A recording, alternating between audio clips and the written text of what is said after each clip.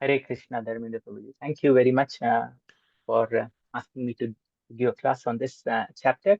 I'll first share my slide before I say anything. And just to check, are you able to see the slide? Yes, we can, Prabhu. Okay.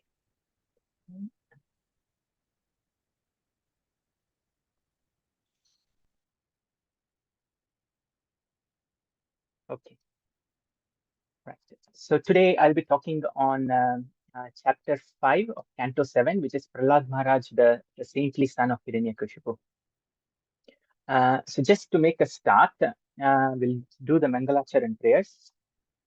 Om Ajnanatimirandasya Jnananjana-Shalakaya Chakshurunmilitam Yena Tasmai Shri Guruve Namaha Shri Chaitanya Manobhishtam Sthapitam Yena Bhutale Swayam Rupa Kadamahyam Dadati Swapadantikam Vandeham Shri Guru Shri Utapadakambalam Shri Gurun Vaishnavamscha Shri Rupam Sagrajatam Sahagana Raghunathanvitam Tam Sajivam Sadvaitam Savadutam Parijana Saitam Shri Krishna Chaitanya Devam Shri Radha Krishna Padan Sahagana Lalita Shri Vishakhanvitamscha हे कृष्णा करुणा सिंधु दीन बंधु जगतपते गोपेशा गोपिका कांता राधा कांता नमस्तुते तप्त कांचन गौरांगी राधे वृंदावनेश्वरी वृषभानुसुते देवी प्रणमामि हरिप्रिये वांछा कल्पतरुभ्यश्च कृपा सिन्धुभ्यैव च पतितानां पावनेभ्यो वैष्णवेभ्यो नमो नमः नमः ओम विष्णुपादाय कृष्णचेष्टाय भूतले श्रीमते भक्तिवेदांत स्वामिनिति नामिने नमस्ते सरस्वते देवे गौरवाणी प्रचारिणे निर्विशेष शून्यवादी पाश्चात्य देशतारिणे जय श्री कृष्ण चैतन्य प्रभु नित्यानंद श्री अद्वैत गदाधार श्रीवासादि गौर भक्त वृंद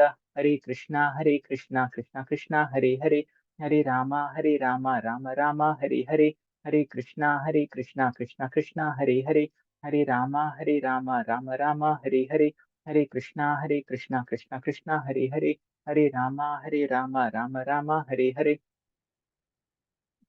Thank you, everyone. Thank you to everyone who's joined in and everybody who will be listening to the class, to the recording in the future date. Okay, to start with, just to introduce this chapter, because there's a lot of things to cover, and I felt lucky when Prabhu asked me to do this chapter, because this is such an important chapter, and there are lots of important shlokas which Prabhupada has quoted several times in his talks and in his writings. So we'll go through some of those important shlokas. But firstly, just as an introduction, I would like to ask you that most of you on the call, or rather almost everyone, I think, will already know the story of this chapter and may have even read this chapter several times, maybe once or twice. So the first question to you, just to start off, is why should we listen to this Srimad Bhagavatam chapter again of Prahlāda Mahārāja? I think everybody knows the story, but what is the significance of listening to this again? Does anybody want to share their thoughts, please? Hare Krishna, Prabhuji. Yes. I think one of the things is we need to have the association of the pure devotees, and we can see what are the things he went through and how he faced it. And so it will give us a better understanding of what a pure devotee is and what he did when the difficulties came. A very humble one, Prabhuji, not a great thing. That's all I think. Thank you, Mataji. Thank you, Mataji, for your answer. Yes, yeah. Who's that? Janukanya Mataji. Hare Krishna. It's the body of Krishna. It teaches us how to live life.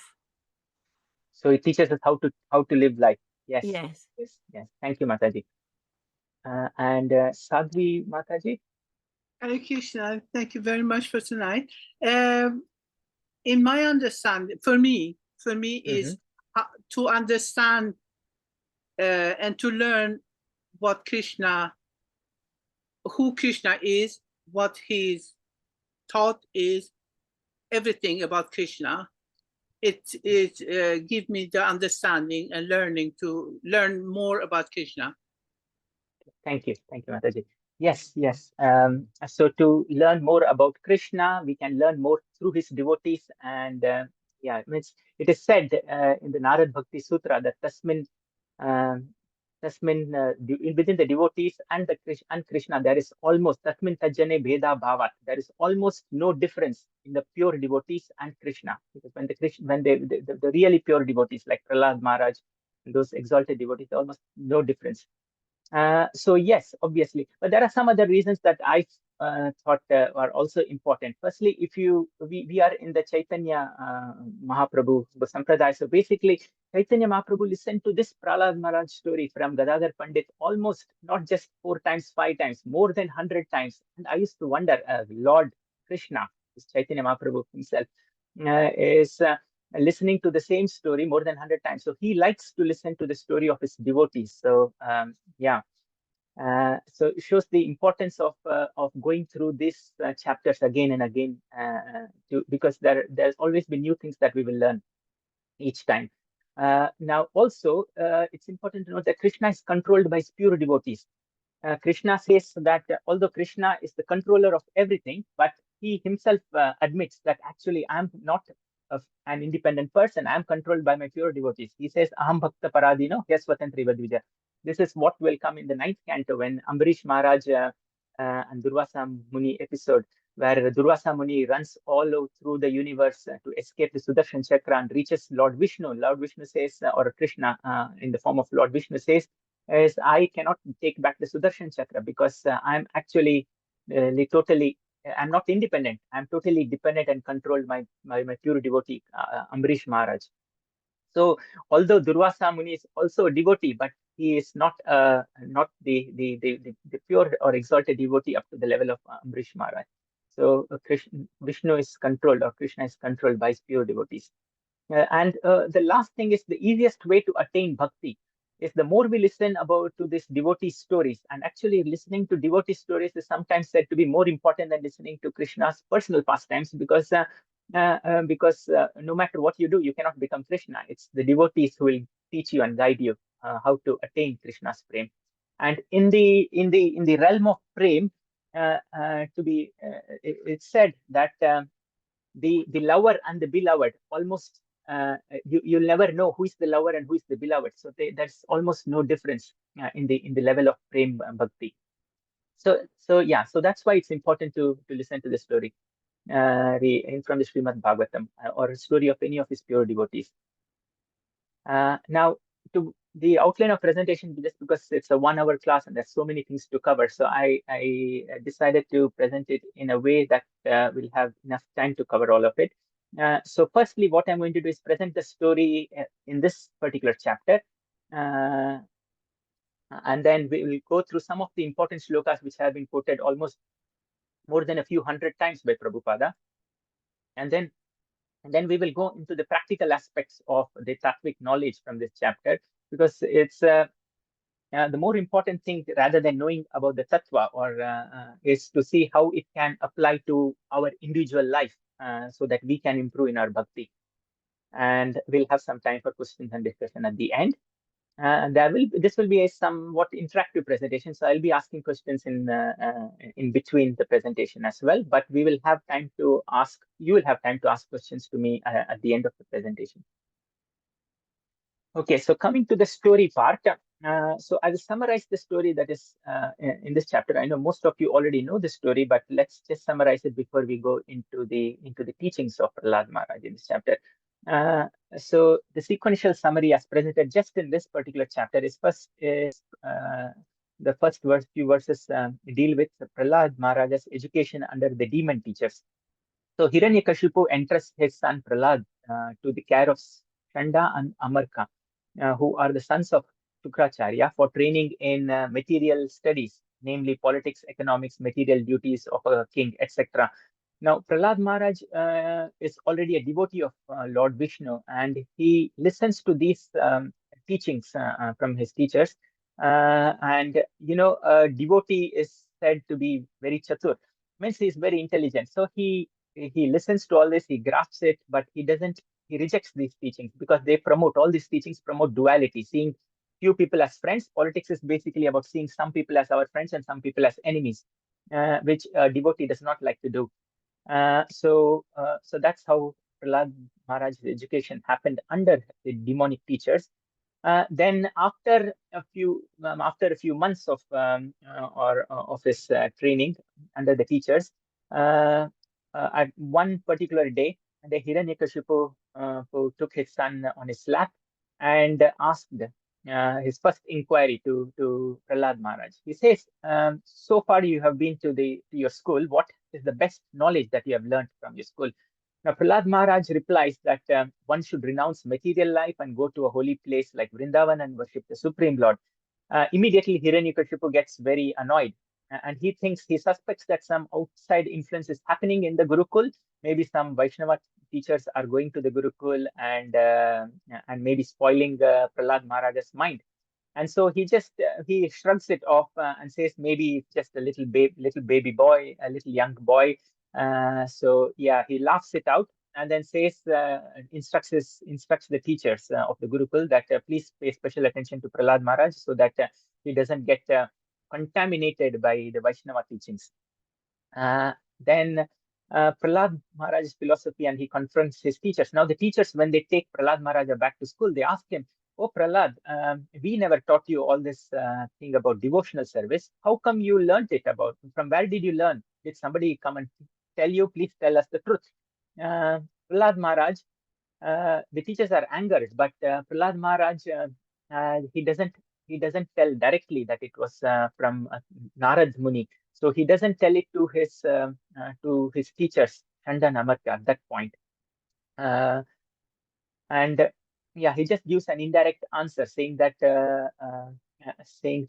his mind is automatically attracted to Vishnu just naturally, like an iron is attracted to magnet. So he gives an indirect answer, but doesn't tell how he got this bhakti.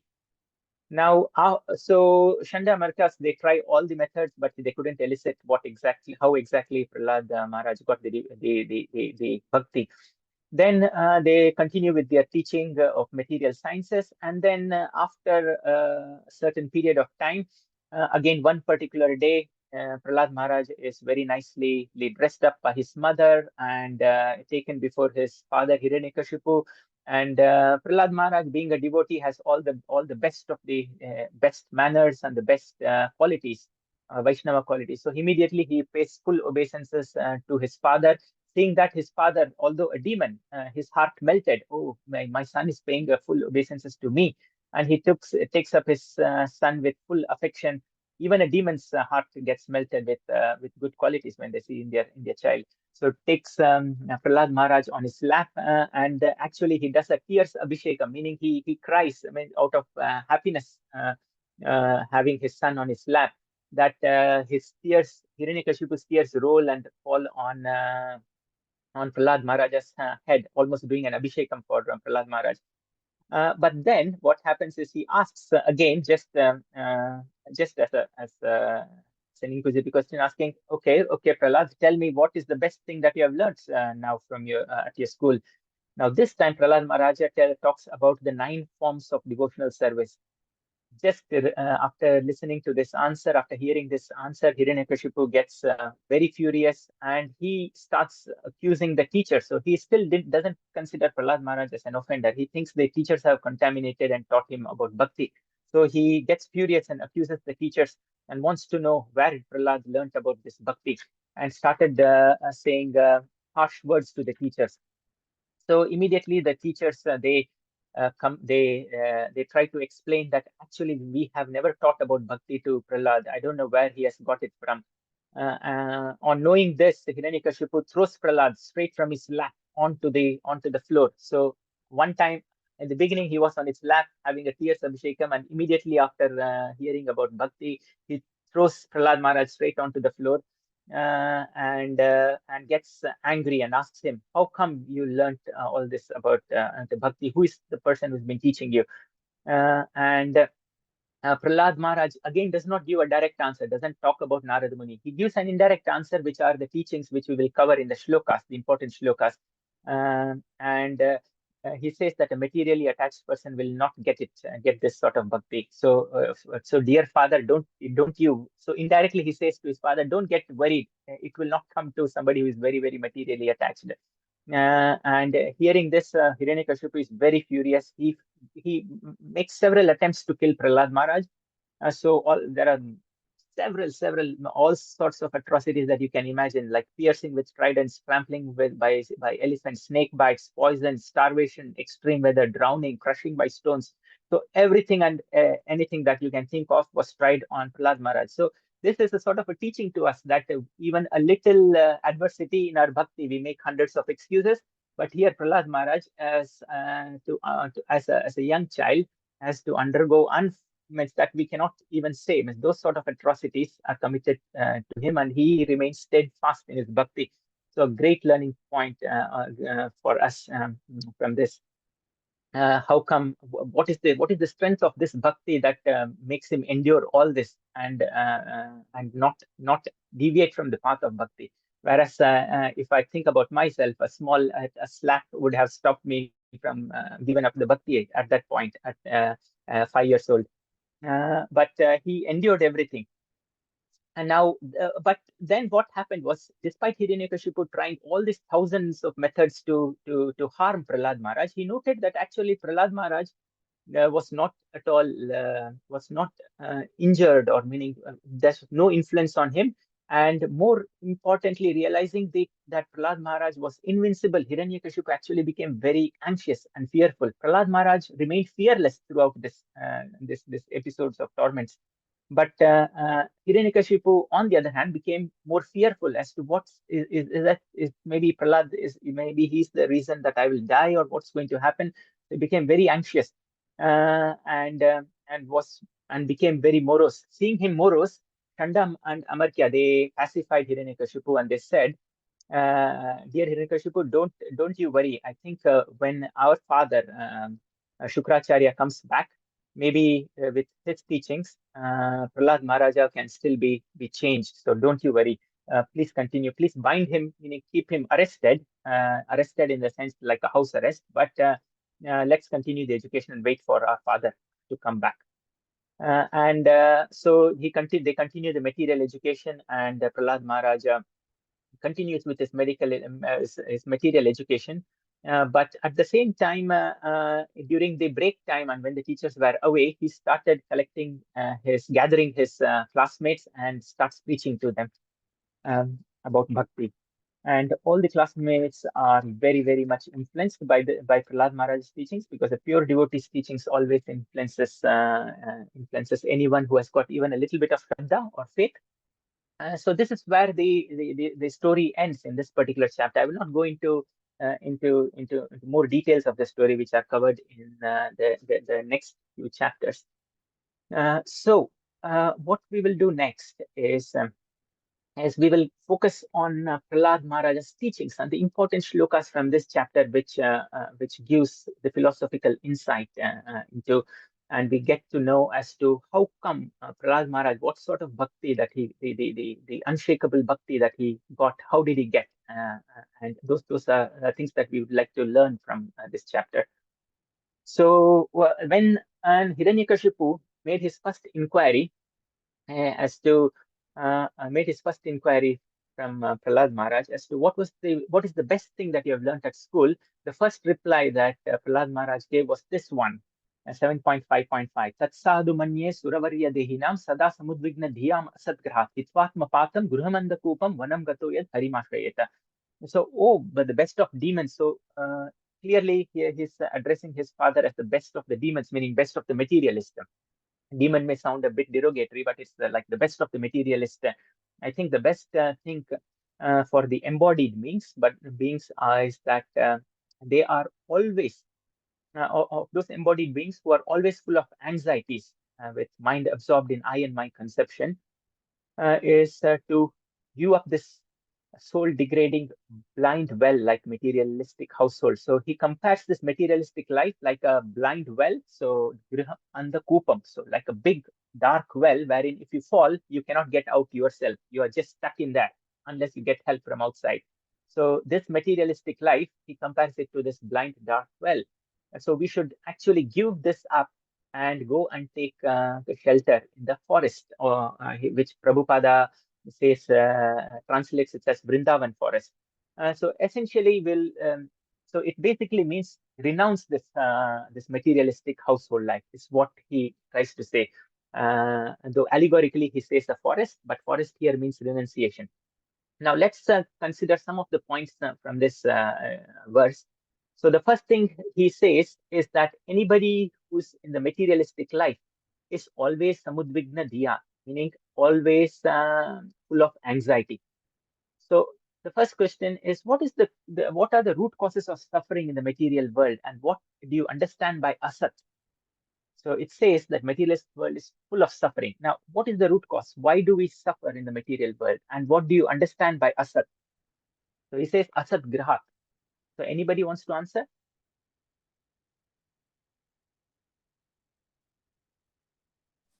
Hare Krishna, is it attachment? Attachment, okay. Material attachment, yes. And so we that's are the root. controlled by Maya. We are controlled by Maya, okay, yes. And three Mhm. Sattva Guna and Rajo Guna and Tamo Guna, we are always controlled by the three modes of material nature also. Yes, Mataji, thank you very much. So we are controlled by Maya, we are controlled by materialistic nature, three gunas, and it is the materialistic attachment. Okay, yeah, all correct answers. Now, so in Bhagavad Gita, it says, what is asat? Asat, the definition of asat actually comes in Bhagavad Gita 2.16. It says, nasato vidyate bhavo, no bhavo vidyate sata, ubhayorapi drushtantas, tvanyo tattva darshibhi. So that which doesn't endure means that which is temporary and does not last is called an asat. And that which is sat, no matter what you do, it will never change nor get and cannot be destroyed. So the sat in us is our soul. Our soul can never ever be destroyed, not contaminated. But the asat is anything else that we consider as us. Those are all asat. Asat means anything else apart from the real soul or the super soul is totally asat. So because they can't endure, they may last for millions of years, but at some point they have to get destroyed, or because they're all temporary. That is asat. So so Patanjali actually identifies four main sources of suffering for the materialistic people. First, it says that there is always change and transformation happening, and this, as Mataji said, is because of all the gunas that happens. And secondly, the materialistic person will always be in stress or anxiety. Stress and anxiety about what? The future, because the future is not going to be as expected. There'll be no predicted path. It will all be different, and worries about the past. So the past and the future will always keep them under stress. And the impressions or cravings from the past. So the anxiety about the future, the impressions or cravings from the past, and all the conflicts of gunas in the mind. So gunas in the mind, sometimes you feel very good. Sattva guna is prominent. Sometimes you feel lots of attachment, cravings. So all this will always keep you in anxiety. So that's what Prahlāda Mahārāja says, that materialistic person will always be in anxiety. Materialistic life is full of anxieties. And Patanjali Mahārāja just says the whole materialistic life, he says, for a discerning person, so for an intelligent person who doesn't wait to experience all the pains and anxieties, he immediately finds out that there's everything, what we consider as happiness, material happiness, as well as material sadness, both are actually suffering for an intelligent person.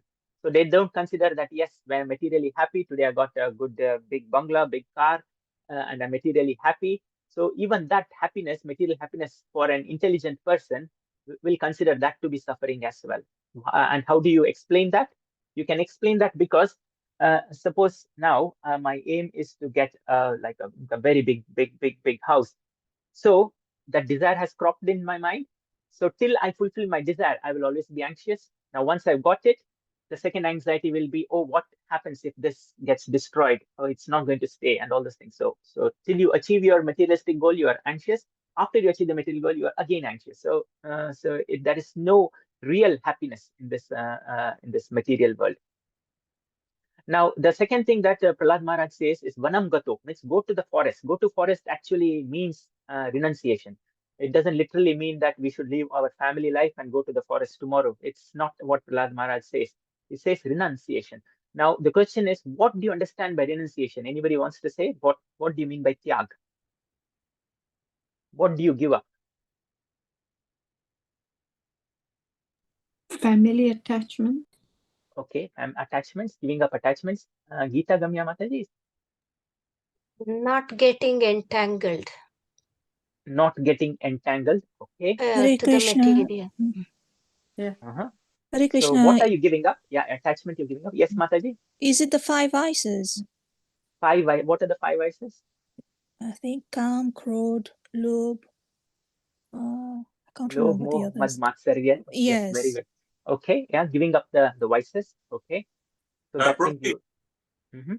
Hare Krishna. I think another thing could be you give up the fruits of the result. Yeah, the fruits of your activities. Yes, very good. Yeah. Thank you, Prabhuji. Hare Krishna. Okay, thank you. Okay, so what is tyag? What is Prahlāda Maharaj asking us to give? Now, giving away is you can only give away things which is not yours. Okay, so the most important thing is you cannot give anything that is really yours. Meaning the thing that is really, really yours is you and your soul. The rest have all been given to you. Okay, so those are not really yours. So to be fair, even this body is not mine. This mind and my abilities, they also don't truly belong to me. So this is a very, very, very deep concept, but it's important to realize this because we think giving away means giving away a little bit of money, donating a bit of money, going and doing some service, seva.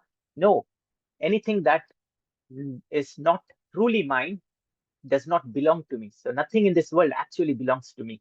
And that's what we have to renounce. So renunciation is that what what means. And second aspect is I don't desire anything, meaning I don't want any materialistic achievements for myself. That also, these two things are the most important thing in tyag. Now, so as I said, my physical body, my subtle body, and my causal body. So there are 3 bodies. There's gross body, subtle body, and causal body. These 3 also are not mine. Meaning the subtle body means your mind and intelligence. So it may be that I learn a lot of scientific knowledge and I get proud of myself of that knowledge. So that pride you have to give up. So that's renunciation. So even that is not yours. So the most important thing is if they are not mine and we are born in this material world and we have a sense of, oh, this is my body, my intelligence, my house, my wife. So giving up the attachments to relatives, those are at a distant level, but giving up means having a sense of non-attachment to your own body and mind is equally important. But here comes the most important principle of seva. What do you mean by seva? So there are 2 things that I want to know from you, because it's people do say that, oh, Prabhuji Mataji, I'm doing some seva in the temple, and everybody thinks that they are doing seva. But it's really important to know what do you mean by seva, and how do you distinguish it from just a punya karma? Anybody wants to say? Yes, Geeta Gamya Mataji. Using our body to do something for Krishna, because even though our body is not ours, it is Krishna has given us like a gift to us, and we are using it like an instrument to serve him. So serve Krishna in what way? So in a practical example, how are you serving Krishna? Any example, please, Mataji? Even if we give something, if we have some money and we have contributed, it is not mine, but Krishna has given that to give it so that it is, I'm using, my body is used as an instrument. Okay, so you're using it as an instrument to serve Krishna. Okay, thank you, Mataji. Yes, sorry. Hare Krishna, Hare Krishna. Yes. I think so we should we can use our cooking skills. We can cook nice food for Krishna to satisfy Krishna and make him happy. Okay, to satisfy Krishna. So by Krishna, whom are you serving? Sorry. So you're saying you're satisfying Krishna. So cooking for cooking whom? for Krishna. So whatever we know, sometimes it's new recipes people don't share. We shouldn't do that. So we should use all our skills to put in cooking. Okay, so you're using your skills in the service of Krishna. Okay, by that do you mean cooking for the temple or cooking for your family? What does it mean? No, cooking for Krishna in temple and at home. We should consider Krishna as a member of family. Not okay. No, Okay, just the thank you, family. thank you. Okay, thank you, Prabhuji. Hare Yes, Krishna. and Janu Kanya Mataji. Hare Krishna, yes. It's actually physically doing service towards your superiors. I think, Good. and taking this subordinate position. Okay. So okay, you yes. are humbly offering your service by doing things, not just attending and being and telling people, "Oh, I'm doing seva," as you said. It's Okay, making yes. sure it's a doing, isn't it? That and Yeah. it's for a good reason. You're serving others, senior to yourself. Yeah. Yes, yes. Thank you, Mataji. Yes, yes. All wonderful answers. So there's a subtle difference between doing seva and punya karma, because all those things that everyone has mentioned can also be classed as a punya karma. What distinguishes the punya karma from seva? Because everything that one has said, what is the one thing what distinguishes it as seva and punya karma? Because punya karma, the reason it's important to understand is the seva is not binding. It won't bind you into the chakra of life and death, whereas the punya karma means you will go to the heaven and enjoy the results of your punya karma. So the most important thing which separates or distinguishes these two, anybody wants to say? Because everything that you said could also be classed as a punya karma. Yes, Gita Gamya Mataji, what is the one thing which will separate? It is the attitude, how we serve, and Okay, what is our expectation and things like that. If we are doing it to please Krishna, there is no binding. But if we are doing to gain karma, good karma, then it is not seva. Okay, yeah, thank you, Mataji. Yes, yes, very nice answer. Chanting. Chanting is also very. Chanting, yes, chanting is also a seva. Yes. Okay. Yes. So the most important thing to remember is that whenever you do a seva, you're doing it for Krishna, meaning ultimately you're doing it for the devotees there, with the attitude that you're doing it because considering them as all part and parcel of Krishna. That's how you're serving. The most important thing to remember in your heart is that anything that you're doing, your abilities, they are not your own, okay? Because all the abilities that you have got, so this body that I have, this intelligence that I have, this speech and this any qualities that I have, or is all given to me materially, means as scientifically is given to me by this material world. Okay, this is all material world. So I am, so all this abilities and everything else that I have belongs to the world. So I'm returning it back to the world. So I shouldn't feel that it is my abilities that I'm doing it for the world. So rather, it should be that the seva is done to a person thinking that it actually belongs to the other person that you're doing it. Okay. So the example I will give you is that, for example, if you are crossing a blind man across a road, you should not feel proud that, oh, it's my eyes that with which I'm helping the other person.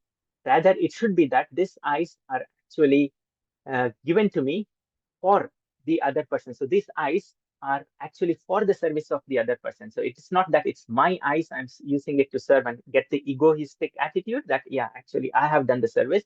So everything, it actually belongs to the world, and we are returning it back to the world. And so the most important shloka that comes is Tvadiyam Vastu Govindam Tubhyam Eva Samarpaye. So everything that I have belongs to you, Lord, oh Lord, and I'm returning it back to you. So Tvadiyam Vastu. So we cannot offer anything new to Krishna.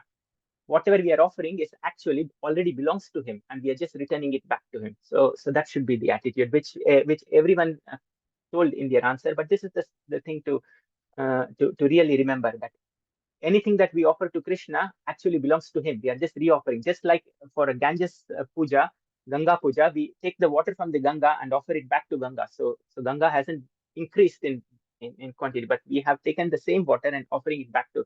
Similarly, we are taking from Krishna and offering our abilities, which has been given to us by Krishna, back to his service.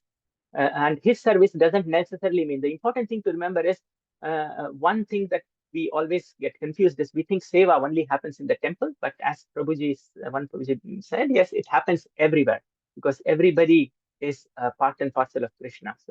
So it doesn't necessarily have to be only in the temple. cooking even at home can be a seva. So that's the important thing.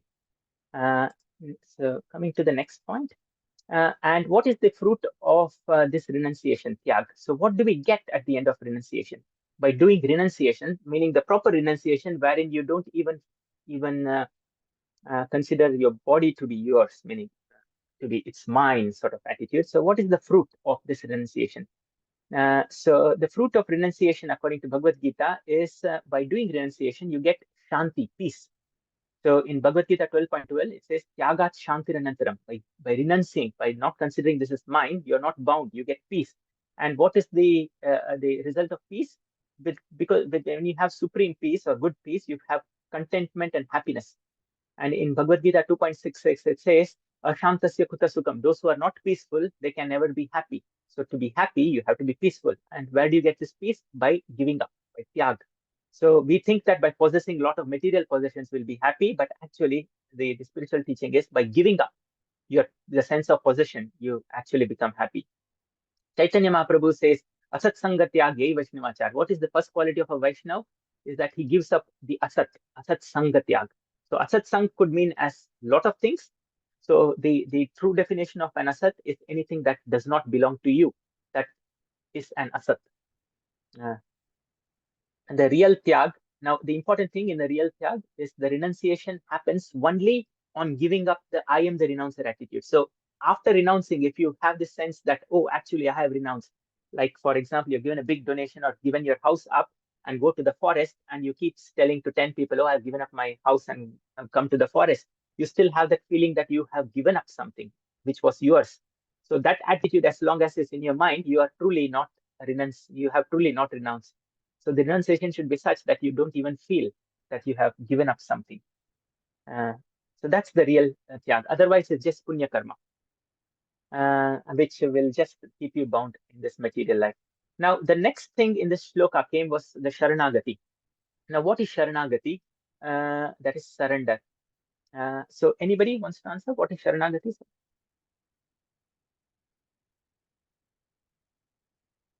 What do you understand by surrender? Surrender. So, Harim Ashrayeta. So it says take this surrender to Krishna. What do you mean by surrender, Sharanagati? Surrendering everything to Krishna. Okay, surrendering everything. Yes, thank you. Gita Gami Mataji, what do you mean by surrender? Loving him, Prabhuji. When we love somebody, we don't feel that we are surrendering, but we do surrender out of love. Yeah, okay. Surrender is love, or prem. Yes, thank you, Mataji. Usha Mataji? Completely depend on Krishna in whatever position he puts in. Okay, yes. So whatever circumstances you're completely depending on Krishna. And yeah, Shanti Mataji? Hare Krishna, Prabhuji.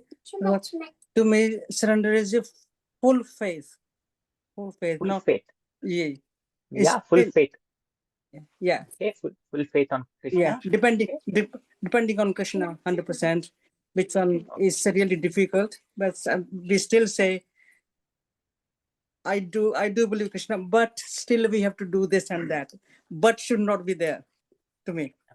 Okay, yeah, thank you, Mataji. Somebody else, yeah. Hare Krishna, is it about rejecting things which are not okay for our Krishna consciousness? Yeah, okay, so rejecting things which are not favorable in our Krishna consciousness. Yes, thank you very much, Mataji. Okay, so Krishna, yeah, sorry. Yeah, go ahead. Can it be sort of you accept, you give up and accept things with strong belief, and the thing is spiritual way of thinking. Okay. So he's in the mood of strong belief and accept, but you have to accept before you decide you believe in it. And then also it points to surrendering, obviously. So giving up. Yeah. Giving up. Okay. Yeah. Surrendering to Krishna. Okay. Yeah. Thank you. Thank you very much. So all the right answers go. So Sanatana Goswami, so he has given a definition of surrender. He gives 6 limbs of surrender, which is a very famous verse in Hari Bhakti Vilas. It says, Anukulyasya sankalpa means some doing everything that is favorable for devotional service. Pratikulyasya varjanam, anything unfavorable for devotional service, give it up. Rakshishyati iti vishwasho, so having the full faith that Krishna will protect me, and embracing Lord as the guardianship. That's goptrutve varnam tata. So accepting God, Lord, as our only guardian, and then full complete self-surrender. Atmanikshepa karpanye, so humility. So all these 6 things are the angas of Sharanagati. So 6 limbs of Sharanagati. Now this big definition sometimes may be very difficult to grasp in whole. So there are some easy ways to understand Sharanagati. One is there are 2 preconditions for a full Sharanagati. One is know that we are fully incapable to get across Maya by our own effort. So that realization needs to come to do a full Sharanagati. So in Bhagavad Gita 7.14, it says, Daivi Hesha Gunamai Mama Maya Duratyaya. So it is my Maya. The Maya also is the power of Krishna. And he says it is Duratyaya, means very difficult to overcome. And then he gives the way to overcome it. Mame vaye prapadyante Maya metam tarantite. So to get across Maya, you have to surrender to me. Okay. So Maya is difficult to overcome by your own effort. So we have to realize or understand that I cannot do it myself. And secondly, and have full faith in the mercy of Krishna. So both are equally important. These 2 together is what real Sharanagati means. Now the examples of Sharanagati, like Draupadi. So Draupadi, during that Vastraharan Leela, that is the disrobing Leela, what happened was when she was being taken forcibly by Dushasan to the assembly, and they started trying to disrobe her. Draupadi initially had faith that my 5 glorious husbands, they will come and protect me or do something. They will not let me get disrobed. That faith was completely shattered. Then secondly, she thought that Bhishma might and all the other great persons in the assembly will speak up and stop this from happening. But that again did not happen. And then third, she thought that she will hold so tight, because she's also a powerful lady. She'll hold her sari so tight and hold it with her teeth and her arms that nobody would be able to pull. But Dushasan had the power of 1,000 elephants, and that Draupadi's strength was no match for it. And in the end, so initially when she tried all this, Krishna did not come to help her. It was only when she left everything, all her help, and lifted her hand up and, hey Krishna, please come. Hey Dwarkavasi Krishna, please come. Krishna came. How did Krishna come? Not physically, he came as the robe. So he came as the robe avatar. So the dress avatar, the sari avatar. So the sari, he himself became the sari, the long eternal length of sari. So when did that happen? It didn't happen till Draupadi had faith in her abilities, and faith in abilities of her husband, faith in ability of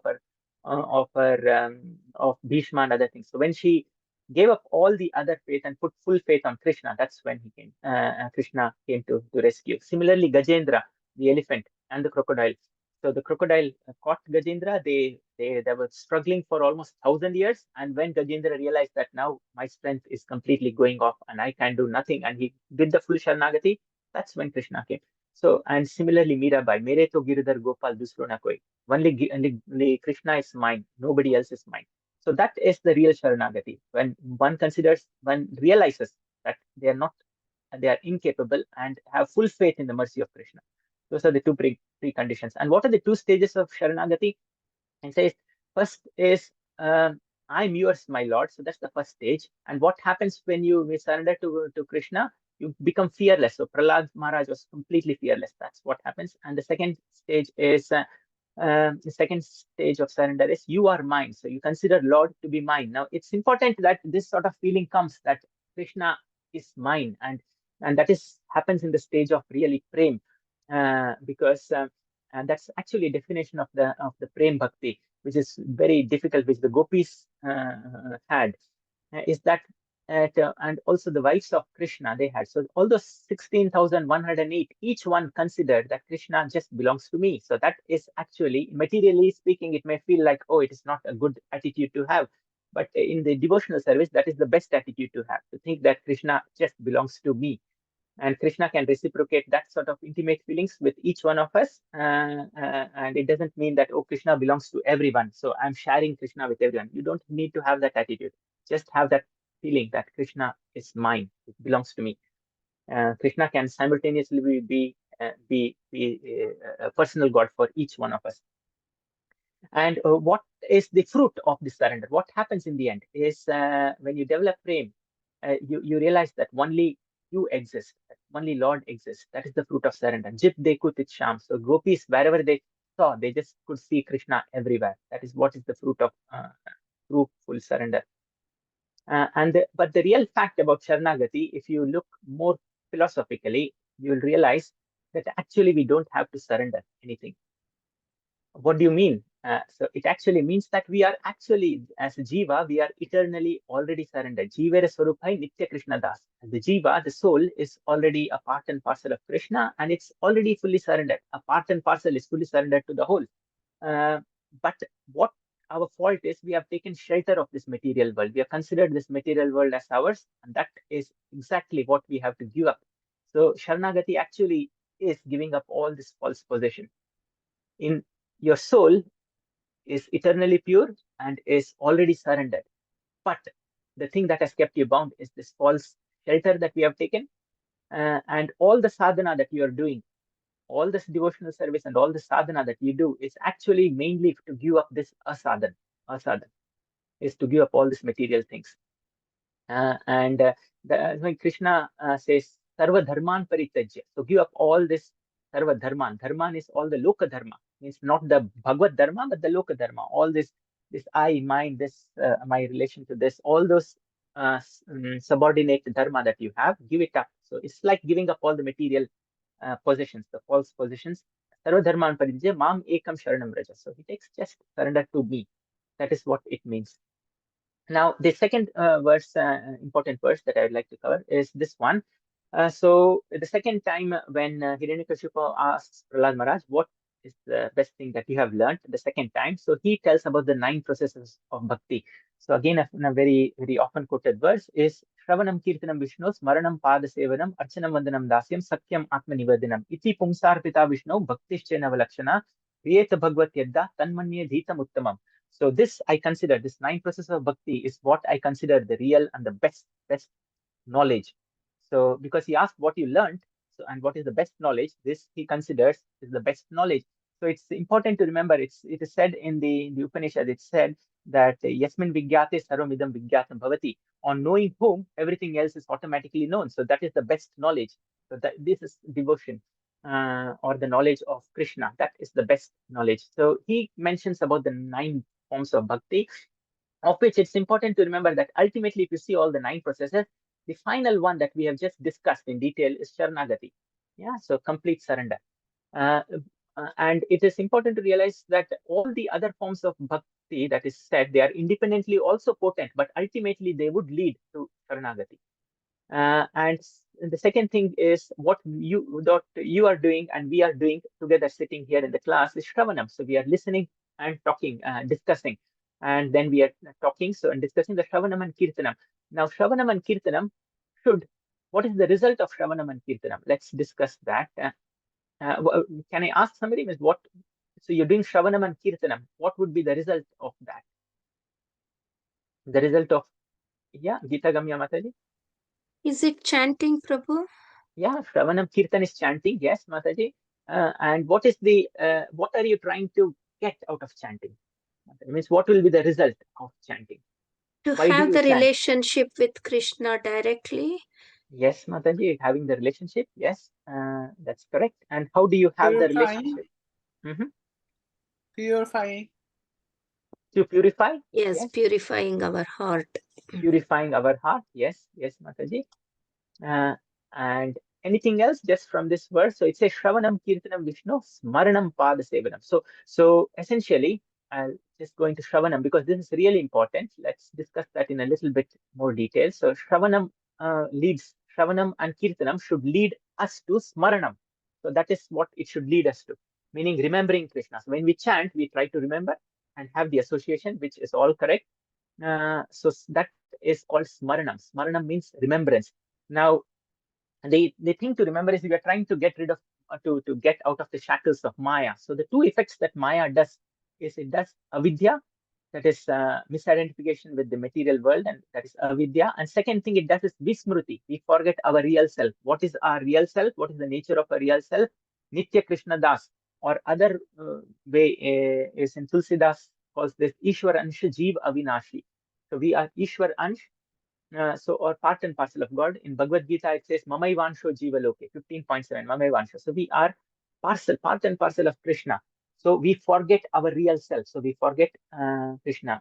So that is what the remembrance, that is what it should lead to. The chanting is mainly to have the remembrance all the time. Now we have to understand what exactly do we mean by remembrance. Because it's said that for a devotee, the supreme, just one rule is that if there are so many rules in bhakti, but the most important rule is Smartavya Satatam Vishnu, is we have to remember Krishna at all time. However you do it, you need to remember him. Yeah, that is the one rule. All the other rules, because there are thousands of rules in bhakti. So if you forget all the rules, but remember this one rule, whatever I do, I have to remember him. Smartavya Satatam. Satatam means at all the time. Smartavya Satatam Vishnu, Vismartavyo na Jatuchit. At any time, don't forget. That is the one and only rule. If you just remember one rule, that's the only rule that one has to remember. And that happens with chanting and with Savanam Kirtan, with Kirtan. All those things help us to remember. And Rupa Goswami says the same verse in a different way. Yena kena prakarena mana Krishna niveshet. Somehow or the other, put your mind in Krishna. And Krishna bhuli se jeev anadi bahirmukh ataiv mayate taider re samsara dukkha. So the material distress is all because of our forgetfulness. So one question is, after listening to the entire Bhagavad Gita, what did Krishna achieve? What does he say that he has achieved? So he says the Bhagavad Gita 18.73, when Krishna says, after listening to the entire Bhagavad Gita, what have you achieved? So Krishna, Arjuna gives his answer in 18.73. Anybody knows what is this answer? Knowledge of devotional service. Knowledge of devotional service. Okay. Yes. Yes. Thank you, Mataji. Anybody else? Gita Gamya Mataji. Surrender unto me. That's what his final Krishna's thing. last instruction. Yes, Yeah. Krishna's last instruction. But what did Arjuna gain? Means he said something that he gained something. So that is Krishna's final instruction. Yes, Mataji, that's absolutely right. But you have to remember, Mataji, that the first thing that Arjuna already did is that in 2.7. Mine and me. Sorry. Give up me and mine. Give up me and mine. Yes. Okay. But Hare anything Krishna. specific? Hare Krishna. Is it that Arjuna achieved his purpose? What is so specific meaning? What purpose, Mataji? You're right, Mataji. I think that he should fight. That he should? He should fight. He should fight. Okay. Okay. Yeah, that's correct in one sense. But anything specific? But he completely surrendered, Prabhuji. Even though he did not want to fight, he agreed. He just did the surrender to Krishna's whatever, to please Krishna. He did what he asked. Yes. Okay. Thank you, Mataji. Nothing is die. That we don't. The soul never die. Okay. Thank you. Means everybody is correct. But I was looking for something specific that Arjuna said. So literally, what did he say? 18.73. So in 18.70, so in 18.72, to Krishna asked him as to, have you listened to this Bhagavad Gita with full attention? So what have you gained? So in 18.73, Arjuna says, Nashto moha smritir labda tat prasadan mayachita sitosmi gata sandeha karishye vachanam tava. So Nashto moha. So all this delusion is gone. Nashto moha smritir labda. So this is most important. Smritir labda. I got my smriti. So my remembrance. Nashto moha. My delusion is gone and I got back my smriti. So this smriti is remembrance. So what exactly does he mean? So Nashto moha smritir labda pat prasadan. By your grace. Pat prasadan mardina. Sitosmi gata sandeha. Now I am situated firmly without any doubts. Gata sandeha karishye vachanam tavan. I will do whatever you say. So what he says he gained is Nashto moha. My delusion is gone. Smritir labda. So I received remembrance. Now, you may ask as to what is this remembrance? So this remembrance is remembrance of Krishna. Now, the thing is, now how do you understand remembrance? Now, people might think that I'm chanting only 16 rounds, or rather, at least 16 rounds. So does that your remembrance is restricted to those 16 rounds in the morning, 2 hours, or you have to remember Krishna all the time?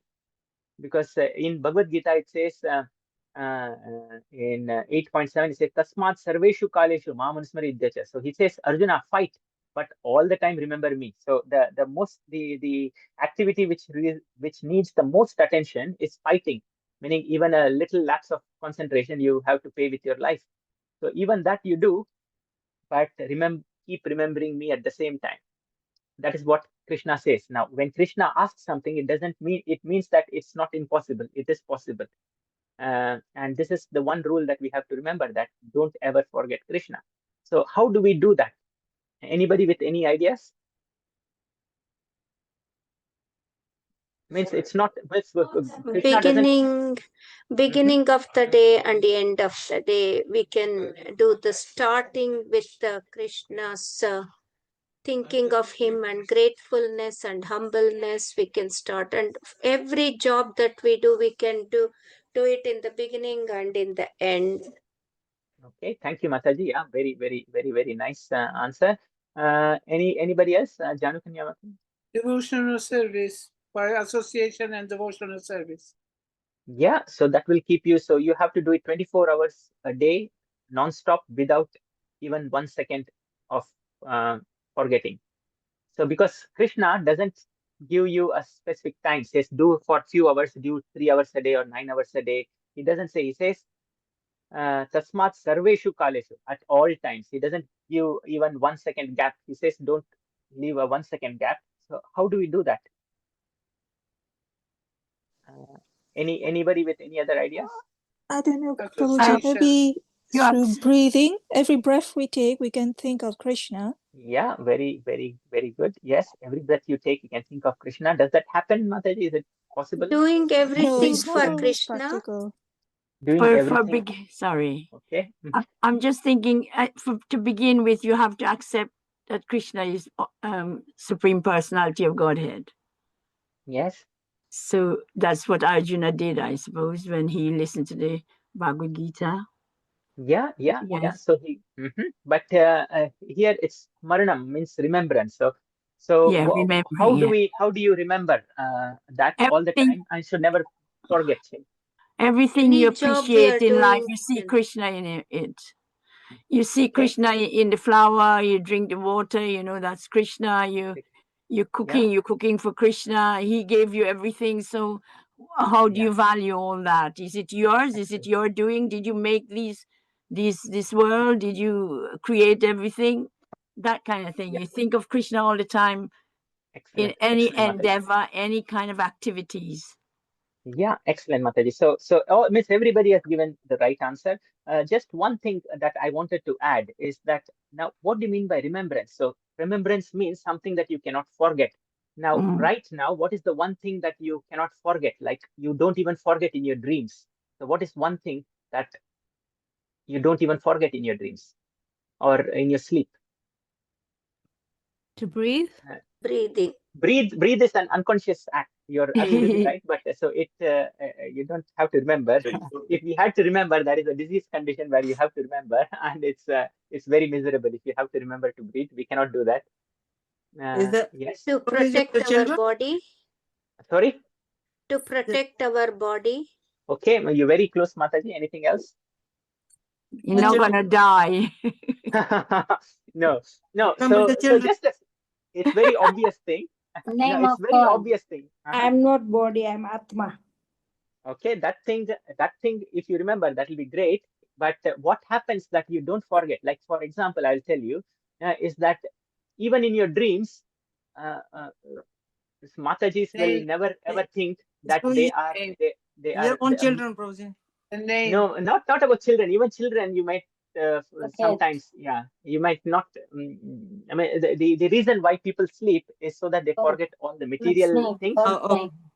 If you don't forget that, even in your dreams, you don't forget that you are a man or a woman. So it is so strong. Like a female will never ever dream that they have become a male in their dreams. So that exactly is what is Smriti. Is something that you can never forget, but I don't have to keep reminding me the whole day saying that, oh, I'm a man, I'm a man. Similarly, nobody keeps reminding, but it is something which is innate. So similarly, Krishna's remembrance has to be so innate that you don't have to, it is there. Just as Mataji said, everywhere is Krishna. So that should be so innate that you don't have to make an effort to remember it. So that is the real remembrance, which should happen. So that is, material examples can't come close, but still that is the closest that we can get, that it is something you cannot forget, because Krishna says, remember all times and never forget. Okay, so it means that even for a second, you should not be able to forget that.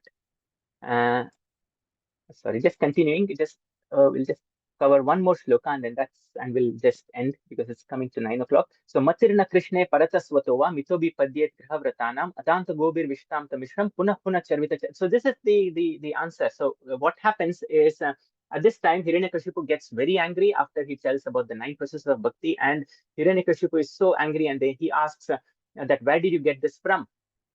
This bhakti from. So this is an important answer which Prahlāda Mahārāja gives, that Matirna Krishne Paratasvatova Mito Vipadyet Grhavratanam Adanta Gobir Vishatam Tamishram Puna Puna Charvita Charvananam. So those who are materially inclined people, their senses are completely uncontrolled, and they are rushing towards the hellish life, and they cannot by the Krishna consciousness cannot be aroused, either by others' instruction, just listening to others, or by their own effort, or a combination of two.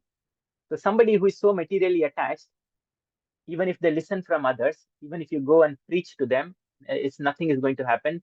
Even by their own effort, they think, okay, I think the Hare Krishna devotees are very, very happy. Let me try out. That is not going to bring the bhakti, or a combination of these two is not going to bring bhakti. And then the next shloka, he says, Nate vidu swartha gatim hi vishnum durashaye bhairartha manina andhaya tandai rupaniya manas tepisha tantram rudham nibaddha. So nate vidu. So these people, that such materialistic people, will never understand what their real swartha is, means real beneficial activity is. And durashaya bhairartha manina. So they just consider obtaining sense gratification as their only goal in life. Andhayata andai upaniyamana. So it is just like a blind man leading another blind man. So a materialist. So we take lots of, if you watch in YouTube, there will be thousands of videos on how to be successful. And what is the parameter of success? Being rich, being a millionaire or a billionaire. That is the parameter of success. So it is like one blind man taking other blind people following that person to become so-called successful materially. And what is the end result? Both of them will fall into a ditch. So he's guiding you to fall into the ditch of material existence. And tepisha tantrayam urudam nibaddha. And these material ropes are so tightly bound that they remain bound. So finally, he didn't yet answer as to how the bhakti came in him. So he gives this indirect answer. Naisha matistava durukramangrin sprushatyanartha pagamo yadartaha mahiyasam pada rajobhishekam nishkinchana namna vrunita yavat. So the only way you can get bhakti is unless you smear your bodies with the dust of great devotees who are free from material contamination. So bhakti is got from a bhakta. That is the only place where you can get the bhakti from. So it is not by reading yourself or by getting somebody else's preaching, but unless you get in association with some great devotees and smear your body with the dust. Now, the dust here doesn't literally mean the dust. So you take the dust where a great devotee has walked and put it on your body. No, that doesn't mean. It means that following their teachings with full heart, full faith, and doing service to that to the great devotees. Only that is the only way you can get bhakti. And why can't a materialistic person attain bhakti? Why? What is the problem with it? Because in Bhagavad Gita 2.44 it says Bhogaishwarya prasaktanam taya parita chetasam vyavasayatmika buddhi samadho na vidyate. So anybody who is so much attached to material things, they are material pleasures, they are wealth or Aishwarya. So there is Bhog and Aishwarya. Bhoga means material pleasures and Aishwarya means to accumulate lots of material possessions. They cannot, because one-pointed attention will never happen, because half their mind is always distracted towards material things. So mind preoccupied with material pursuits is scattered, unable to focus, and so they don't get. And here it says Swartha Gatim Hi Vishnu. So Swarth means the real goal. What is the real goal of human life? Is the goal should be such that having attained which there's nothing more to be attained. That is what Bhagavad Gita 6.22 says. Yam labdva cha param labham na manyate adhikam tata. After achieving which, there is no greater goal to be achieved. So that should be the real goal of human life. Now, what is that goal? Having achieved that, you don't need anything else. Even if you become a billionaire, you want to become a multi-billionaire. If you become multi-billionaire, you want to become the first trillionaire. So there's no end. But here, the goal should be such that having achieved it, there is no further goal to be achieved, no greater goal to be achieved. And what is that? According to the Vedas, which say dharma, artha, karma, moksha. Moksha was considered the ultimate goal. But Chaitanya Mahaprabhu was merciful, and he said, actually, there's one step further, which is bhakti or prem, which is the fifth purushartha. In fifth purushartha, bhakti or prem, it is to be remembered that the mukti is already attained in bhakti. So a true devotee is already a liberated soul. Important to remember that. And that's the evidence is given in Bhagavad Gita 18.54. Is Brahma Bhuta Prasannatma na Shochiti na Kamshati Sama Sarveshu Bhuteshu Mad Bhaktim Labde Param. So anybody who becomes a devotee or who attains bhakti is already liberated. Or you can otherwise say that only a liberated person can really attain the pure bhakti. And how can one attain bhakti? We said that Prahlāda Mahārāja said that only after the service of great devotees. And the other evidence is in Chaitanya Charitamrita. It says, Brahmand Brahmite Kono Bhagyavan Jeev, Guru Krishna Prasade Pai Bhakti Lata Bij. By the mercy of your Guru and Krishna. The both required. Or in Canto 5, chapter 12, when Bharat Maharaj and Rahugana, the king, Rahugana asked the same question, how can I get this bhakti? So King Bharat, who was Jad Bharat at this stage, gave the same answer. It says, Rahuganai ta tapasana yati na chejiya nirvapanad gruhadva na chandasana iva jalagni suryet vina mahatpad rajobhishekam. So he again says the same thing. Unless you serve the lotus feet of a great devotee, you cannot get bhakti. So it's the mercy and association, so sadhu sangha. And what does Chaitanya Charitamrita say? Once you get bhakti seed, so it says Mali Hayya Kare Sei Bij Aropan. So it says Bhakti Lata Bij, means the seed is what we get by the mercy of Krishna and Guru. And what do we do once we get the Bhakti Lata Bij? We try to nourish it, the seed, so that it grows into a twig and then grows into a big Bhakti Lata tree. How do you nourish it? By pouring the water. By pouring what water? The water of Shravana and Kirtana. So Shravana and Kirtana keeps nourishing your Bhakti leaf. And that's what's important. So I won't go into more practical aspects of that. I think it's already over 9. So I'll probably stop here, and we can take some questions and answers, or any realizations or any corrections. Please, I'll stop sharing my screen here. Okay, thank you very much, Prabhu. That was a fantastic class, and it was. I must thank everyone for expressing their views as well. So thank you so much for getting people so involved in this class. If anyone has any questions, please raise your hand. Okay, Gita Gamin Mataji. Hare Krishna, Prabhuji. Thank you for the wonderful class. I don't have any question, but I just want to say a couple of things. Really, there are many things that has given me so much of clarity and understanding, and I'm really grateful to you. The main thing that I think is the breakup of the surrender, how you gave, that was amazing. Just to say surrender was a bit difficult, but when you broke it down into stages, that was very nice. And the other one is the first, we have to think that I belong to you, and then Krishna is mine in the final stage, to make it as like a personal relationship. They were really touched my heart very much deep. Thank you so much, Prabhuji. Thank you for the Thank you, wonderful Mataji. class. Thank you for your insights. Thank you very much, Mataji, and participating. Thank you. Okay, so Devi Mataji, would you like to ask your question? Hare Krishna, and thank you very much for tonight. In many places, I get to read association with devotees, but then it says can give, doesn't say will give. Can give. So can, it makes it kind of unsure, right? Yes, How to Mataji. So understand it. Thank yes, you. Mataji. So this is a very, very, very good point that you have raised, Mataji. This is really, really important for everybody to understand. Now, what do we mean by association? But most of the time, the mistake that we make is we think association is a physical association. So when a Guru Maharaj visits a temple, everybody rushes, and even the devotees, they rush to do some seva of the body, meaning some seva for the body, etc. But the real seva.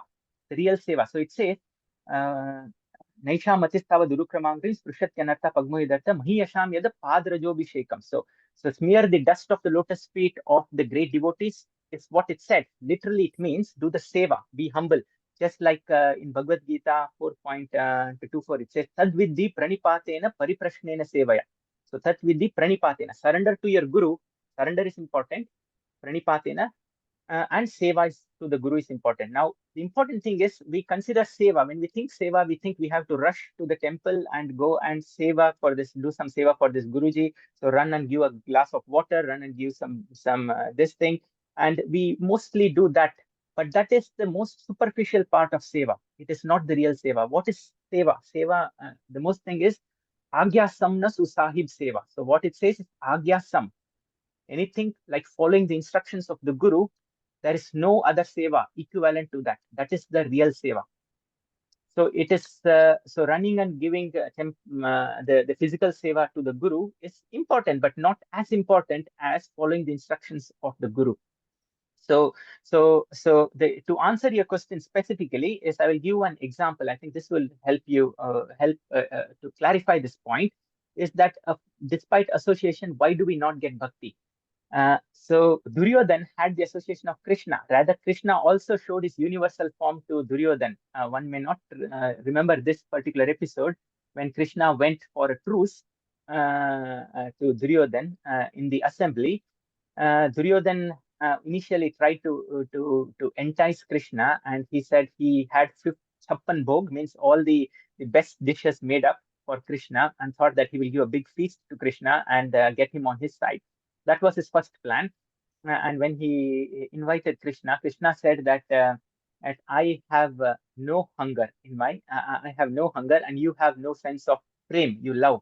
So both way we don't match. So I can't eat.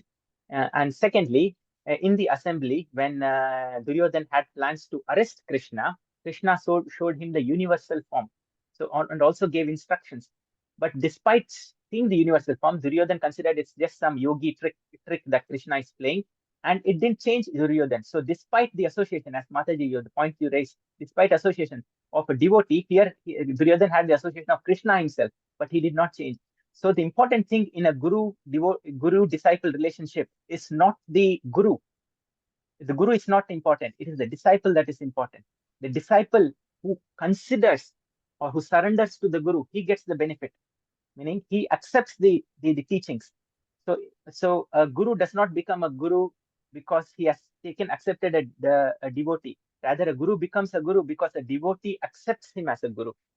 This is a very deep point to remember that that by the devotee or by the disciple surrender, they get the most benefit. A guru doesn't get benefit by just making hundreds of disciples. It is the devotee the disciple who gets the benefit by accepting him as his guru, and the shraddha, the faith with which they accept that person as a guru, the benefit, equally is the benefit that you get. And if you have no faith, just like Duryodhan had no faith in Krishna, you get zero benefit. So it's so surprising that despite having the association of Krishna, he got absolutely zero benefit. And Arjuna and all the other great devotees, with the same association, they became 100% devotees. So it is your shraddha which makes this sadhu sang valuable. So you have the sadhu sang, but if you have no faith, you get zero benefit. Yes, Matai. So that's why it says can, Matai. So if that helps.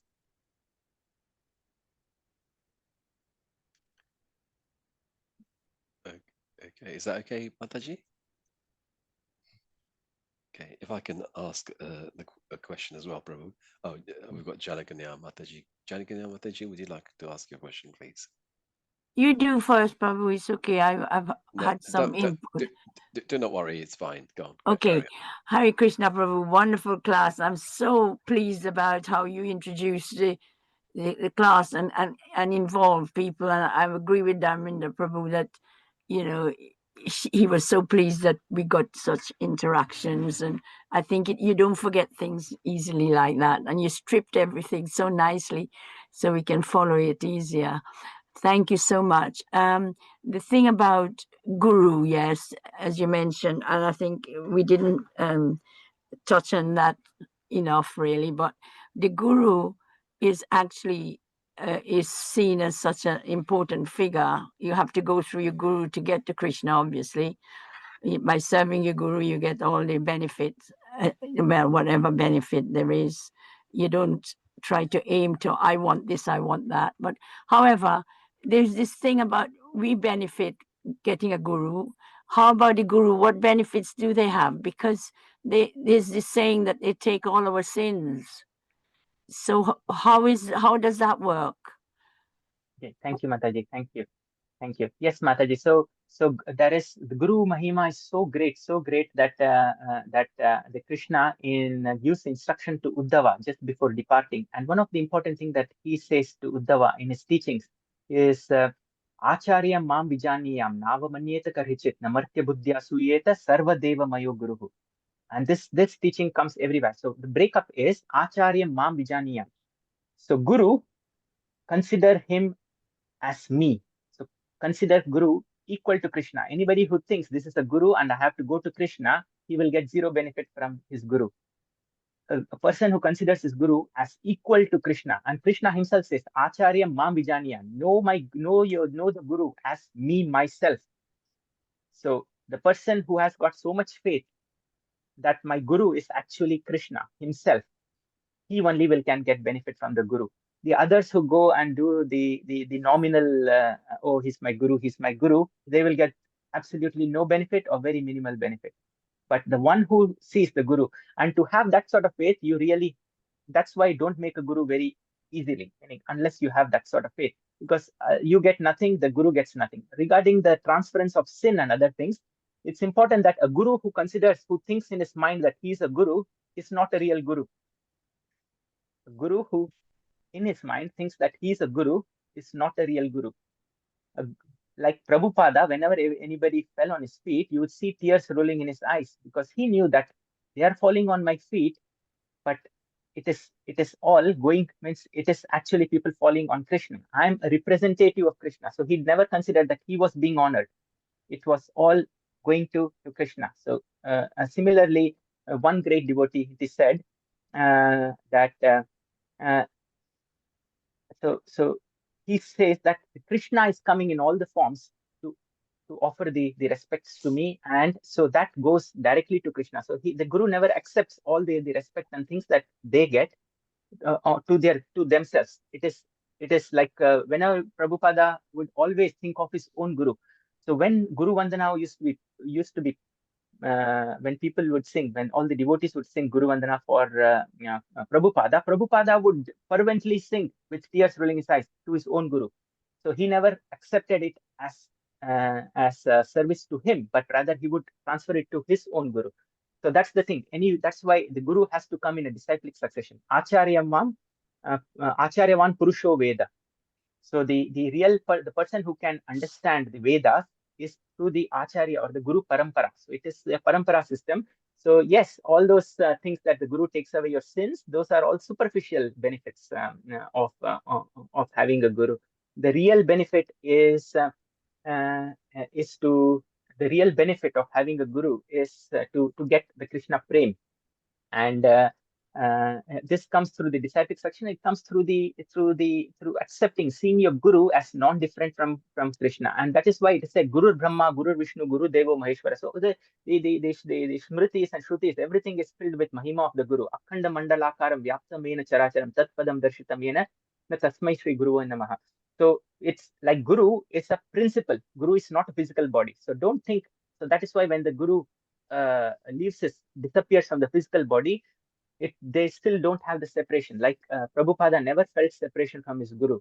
So you feel sad that initially that the Guru, the physical association is lost, but the association is never ever lost, because the Guru Tattva is more important. Guru Tattva, and to make this even more elaborate, I'll tell you a particular saying is that the real guru is your inner guru, or the Paramatma within. That is your real guru. The outer guru is only a milestone who directs you to your inner guru. So your real guru is your inner guru. The outer guru is only a milestone. It's just one particular thing who directs you on the way and who directs you to your own guru. So that is the real understanding of a guru. Yes, Hare Krishna Mataji. I think I'll. Thank you so much. And I must say the theme was just as what you preached tonight. It connects with Arjuna and Krishna's discussion about, when Arjuna got the understanding of it, that's the benefit. And tonight it was the benefit when you stripped it for us and give us the nectar of this verse. Thank you very much, Hare Krishna. Thank you, Mataji, for your insights.